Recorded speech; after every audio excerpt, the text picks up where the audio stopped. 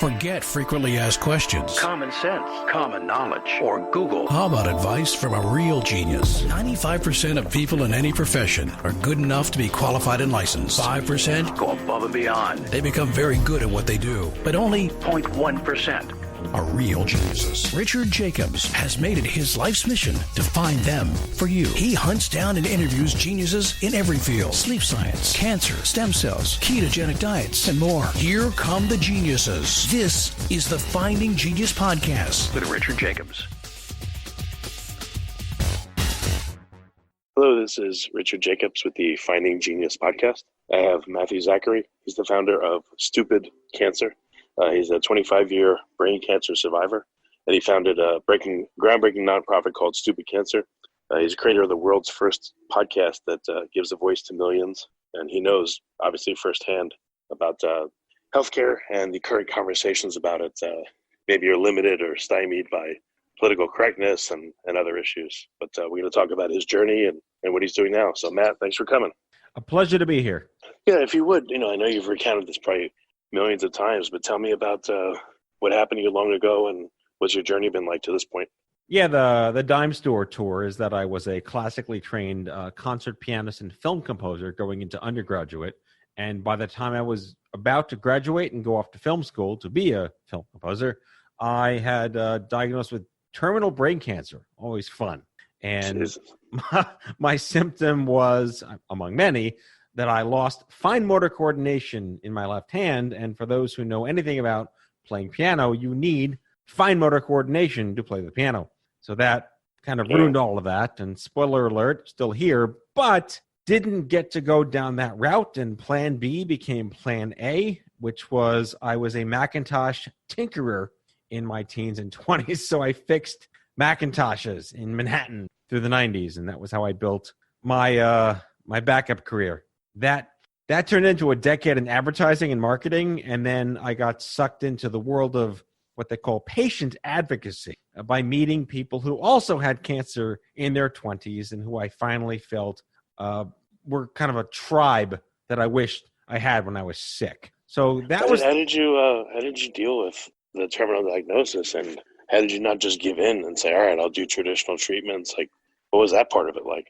Well, I mean, this was the 90s where like you kind of just did stuff and you hope for the best. And I just think my natural, naivete when you're 21, you're just supposed to be invincible. It didn't really sink in that I was going to die. And I think that was just a good natural thing to feel. My parents, of course, were terrified, and my family and friends went absolutely crazy, clearly.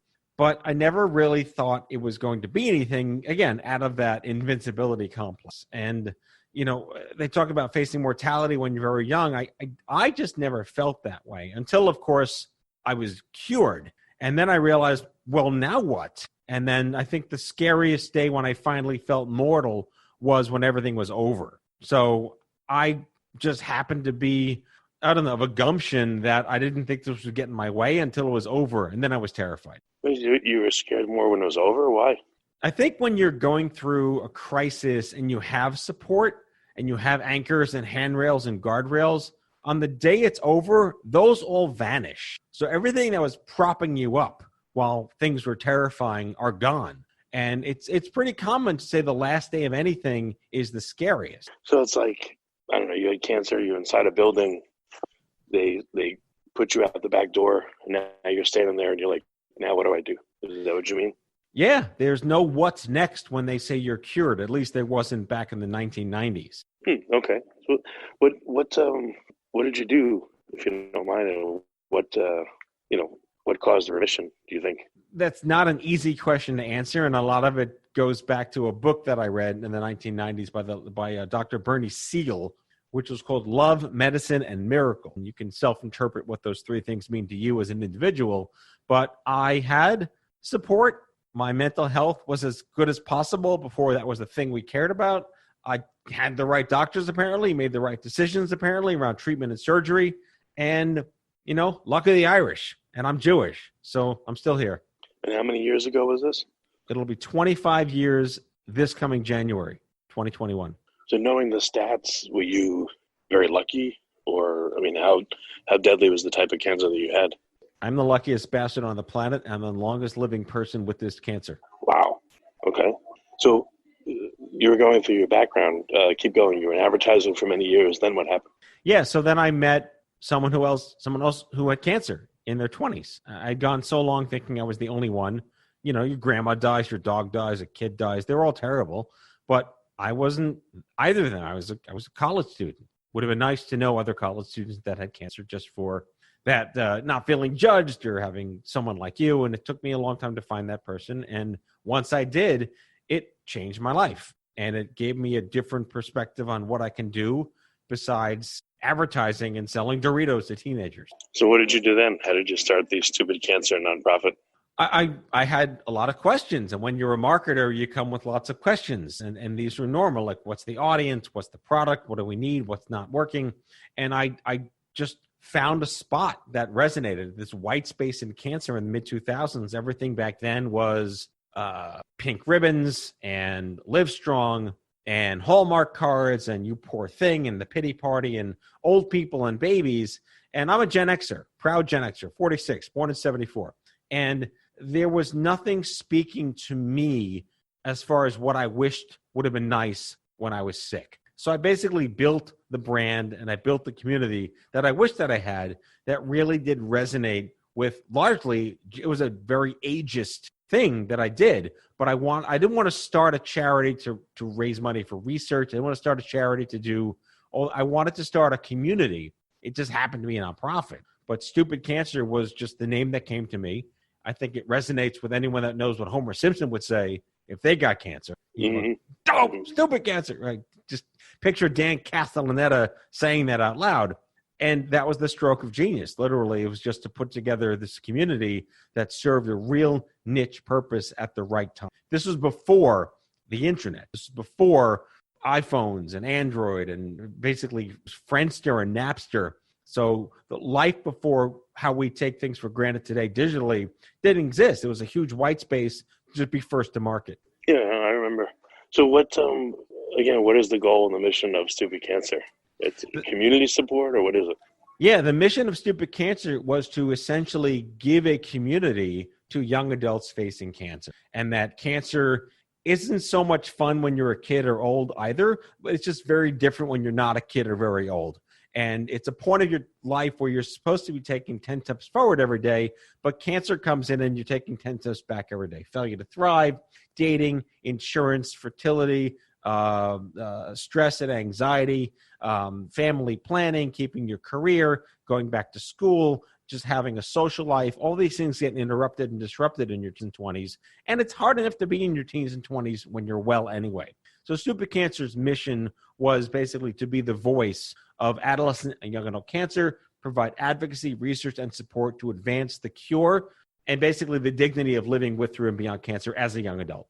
Yeah, I remember a friend had Hodgkin's lymphoma in college, and I don't know what I was thinking back when I was in my early 20s and a teen, but I didn't know much about cancer. I was like, oh, it's just this thing some people get. And, I can't imagine that people your age and your teens and your 20s are even capable of being supportive. They just don't have the life experience, and they feel probably invincible, and so they just can't appreciate what's wrong with you, Yeah, I think life experience is a great term to use right now because that speaks to it's different to be sick when you're young. And I don't mean young like 2, I mean young like 18 to 40, like where you're just supposed to be doing your thing. College, dating, house, job, career. That's where you start your life, and that doesn't exist. So the need to have community and peer support, it's not about having everyone say, wow, I have empathy, I'm sorry. It's about having people that said, I've been there, I've done that, here's how I got through it, and here's how I can help you get through it. It's the pay it forward model that it didn't exist at all in any sense. So when I decided to step into the nonprofit space in 2006, I wanted it to be very different and community oriented and not all about cure. So what does it look like when someone joins the foundation or participates? What kind of events happen? What things happen to create the community?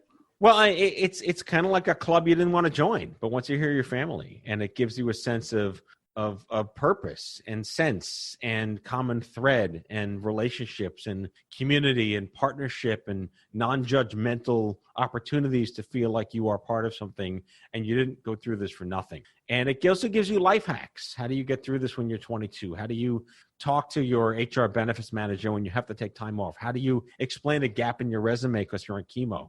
How do you do all these things? That's the nature of what the Stupid Cancer ecosystem has curated. And it had live events. I mean, I don't work there anymore. It has live events. And there was an annual Congress, and we had a podcast before the word podcast existed that I hosted for 14 years. And it really became a radio show shock jock platform that called out all sorts of crap in healthcare and gave dignity and equity and voice to an entirely new generation of cancer patients. Yeah, how much did you have to involve the families of the people with the conditions versus just the people themselves?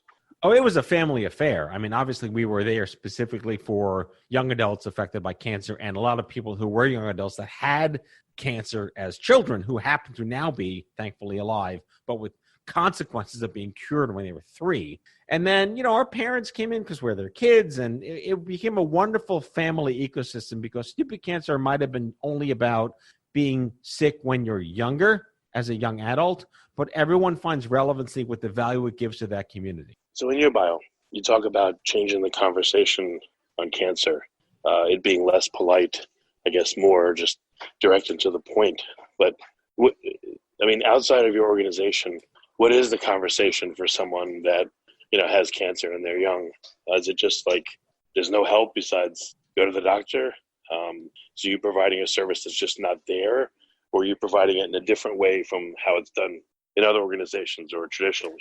Well, there's 2 parts to every condition. One is the medical, clinical, academic part, and one is your life and your lifestyle and your cultural influences and how you live your life with this disease and ideally beyond. Stupid Cancer, and what I stand for even today with my podcast and my new media company, Off Script Media, talks about the way that you live your life when shit happens in cancer or rare disease for that matter. We're not here to tell you what drugs to take or what doctor to go see. We're here to help you understand that this is how you define your life and you are entitled to quality and dignity through the face of this nonsense that you didn't ask for. What's missing in terms of the white space we're filling are unfiltered and raw, authentic conversations and explainers about what the hell is actually going on to help you get through this. And that's not a slant at the industry, which is doctors and researchers and pharma companies and whatever. And they're talking medical and academic and whatnot. And that's fine. That's their job. But there's no layperson language in any disease state that comes from the top down, that comes from industry. We need non-academic citizens and advocates to be the ones that keep us in mind, that have our backs and make sure that things happen that we don't need to be experts for. So what have you seen some of the most important resources for people that are afflicted with cancer? What was surprising to you? I'm sure you had this model in mind.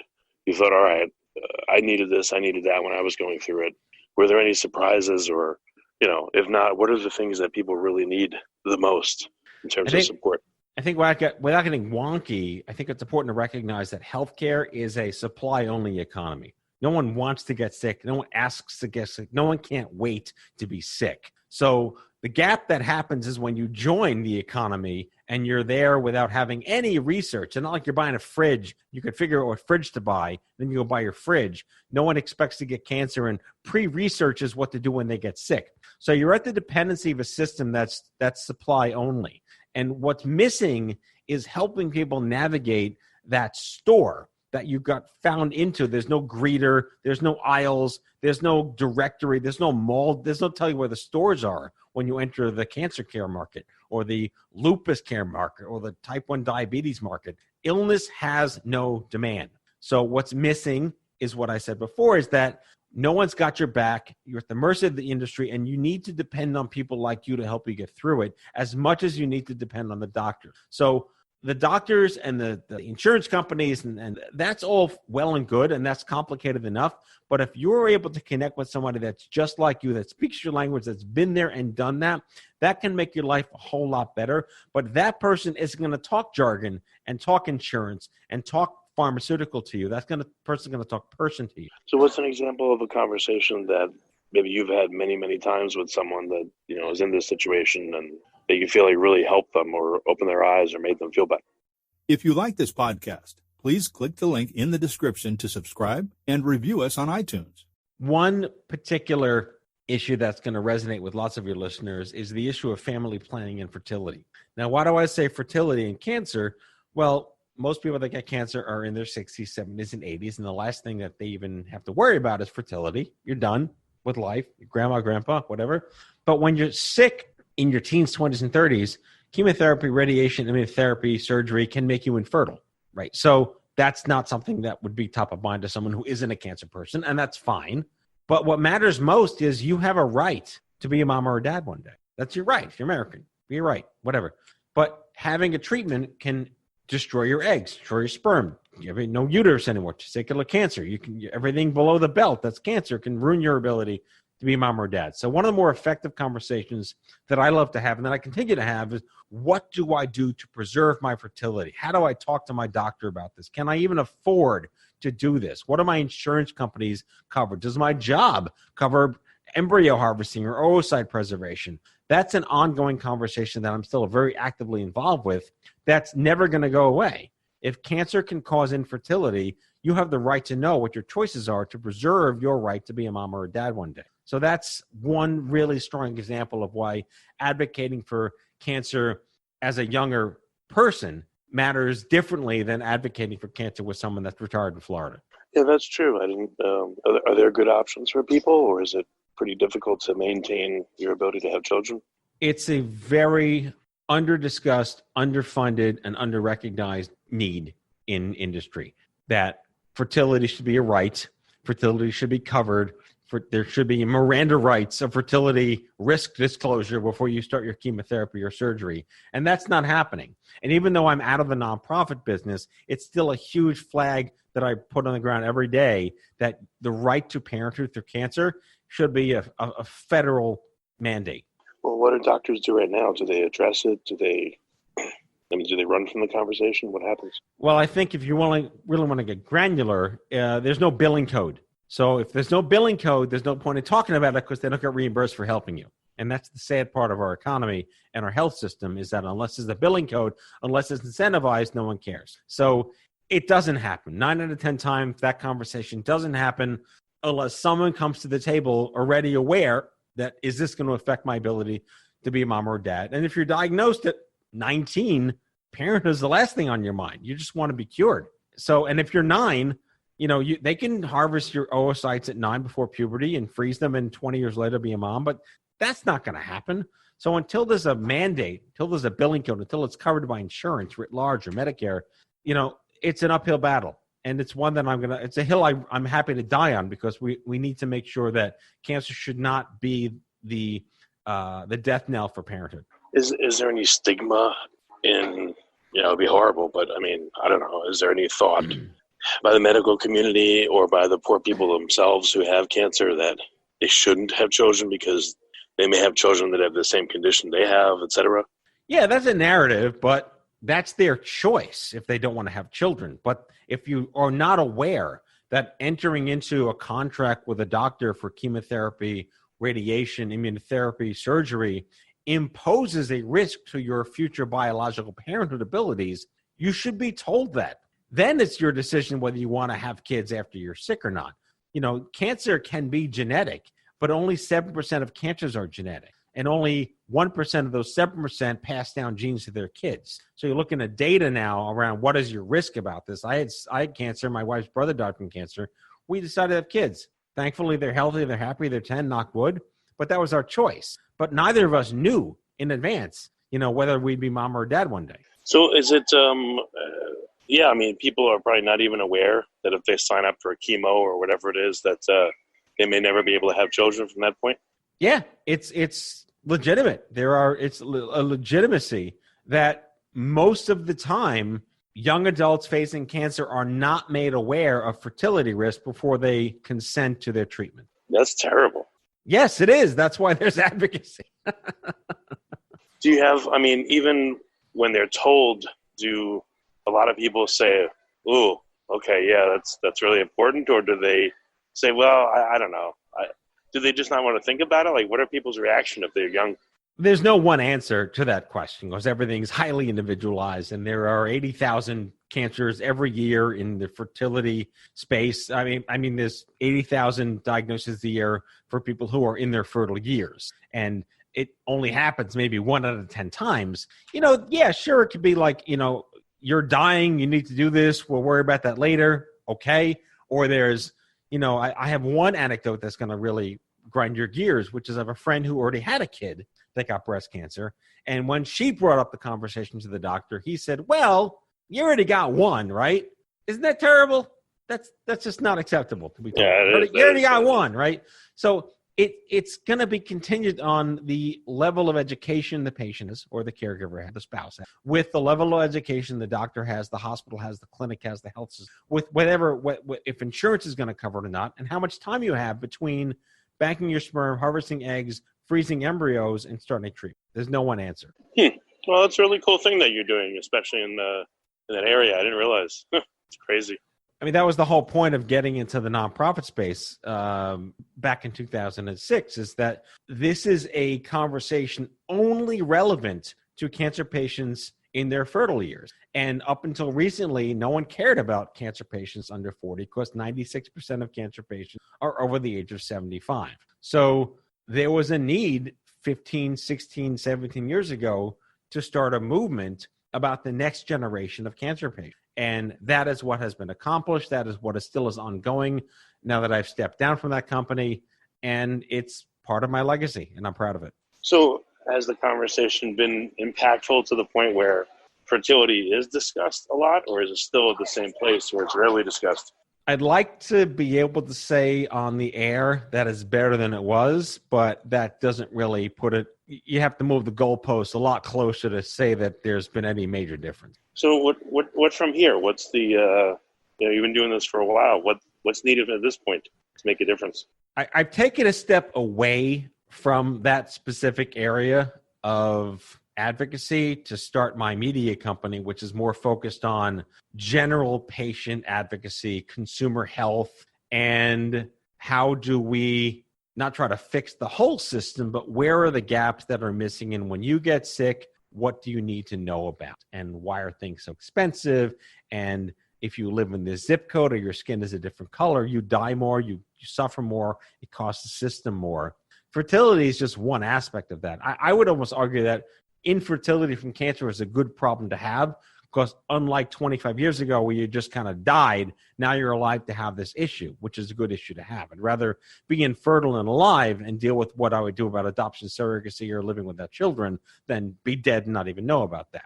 So there are significant efforts still afoot working on fertility rights. And again, infertility induced from cancer and infertility, just natural infertility, are kind of the same thing. One's induced, one you're born with, but you should still have the right to be a biological mom or a dad one day. So what's your goal right now? I'm not clear on what you shifted to. Like, what's the main focus of your work at this moment? Well, I stepped down as CEO of Stupid Cancer 18 months ago, and I launched a brand new media company called Offscript, and we're an audio broadcast network focused on consumer health and patient advocacy. We're basically Spotify or Gimlet for healthcare, and we produce content. We have original content. We curate content. We're building a large audience in a white space where there's no voice, and taking the fact that most healthcare is a website or videos, there's no audio repository of peer-to-peer and recommendations. And again, it's the unfilteredness of a voice like mine and other people like mine that are talent in telling a better story and convening people in schoolhouse rocking complex information. And that's the basis behind my company. So what needs to be out there in the educational space in terms of health? I know there's probably a ton, but in your opinion, like, what are the most important topics or things that need to start happening? Well, the top line for me, at least, is making things understandable. Healthcare narratives are driven by medicine and academia and highfalutin folks, right? Nothing speaks the high school language of an uneducated American who just needs to know what's happening in a different language. Nothing in healthcare trickles down, and I say schoolhouse rock again, to the average citizen. It's a complex world. No one walks into it understanding what they're talking about. And we're not asking doctors to dumb themselves down. We have to create a way that the information people need to get when they're in a system they didn't want to be in there in the first place is made available to them in their language and on their terms so they can make the best decisions for them and no one else. That's the top line issue. It's not about any one thing. They're all too complicated and they're all too academic for the average American. What do you think is like a really effective way? Is podcasts a great media for, health info or physical journals? Like what have you seen works really well? The biggest trends recently have been understanding that peer-to-peer, like someone like you, Alcoholics Anonymous or whatever, like support groups online or offline, are contributing to better decisions. And that's not people learning about what drugs to take. They're learning how to make their lives a little less miserable when bad things happen in cancer or rare disease. Good examples are, what medicines to take or what car service you can use or what nanny service understands I have to go to chemotherapy or how do you talk to your insurance company about this? The life hacks, and that's a really important term to use to apply these days. Life hacks through communities of people like you are just as relevant as the medical and academic and clinical stuff that happens to you. So starting with the fact that the grassroots is really helping people make better decisions, that demonstrates that it's not about another website or another video series or another Zoom meeting. Where are people consuming health information when bad things happen? And they're getting it more from their people, their communities, and groups like even Facebook does groups right sometimes. And I did a show because I have my own podcast called Out of Patience, did a show with a young couple who had a child born with a very rare autistic disorder. And they were able to find support in a random Facebook group with 8 people in it. And that's like 3 other couples in the world that have the kid with this disease is like 10 cases a year. And what they needed was to find people like them to help them understand, we use this telehealth thing because we don't want to pack up our kid up and schlep him to the hospital all the time. Something as simple as that is a great example of how we find support from people like us, while we still need to be dependent on the doctors to give us the medicines and the protocol. So what about for people that have a condition that are listening to this podcast? What are some resources for them? Where can they go to find out more and get, these life hacks and this help and these communities that you're talking about? I always recommend a community called The Mighty, M-I-G-H-T-Y. The Mighty was founded by my friend Mike Porath, who has a child with a rare autistic disorder. I wasn't referring to him in the other anecdote. And he's a journalist by trade, worked for AOL. And he started this small group, which became a huge group, which is now a 4 million person app that's free to find your tribe. And it's non-threatening, it's self-policing. You find the community you want to talk to. And I recommend to everybody, check out The Mighty and find out where your people are to talk to people like. They don't prescribe medications. They don't tell you what to take. They're not selling you snake oil. It's a wonderful ecosystem for people dealing with a chronic disease, a rare disease, a rare illness, a child with an issue, or themselves. Welcome to the Stupid Cancer Club. The Mighty is my number one place to recommend. Talkspace would be second. Okay, so The Mighty and Talkspace, The Mighty is an app that you download, or how do you first find it? Just Google it? Or? Yeah, themighty.com or The Mighty on iOS for Android. Very cool. Okay, so if you have a particular condition, chances are you may be able to find a community of people with that same condition, or that they have a child or someone they know has that condition.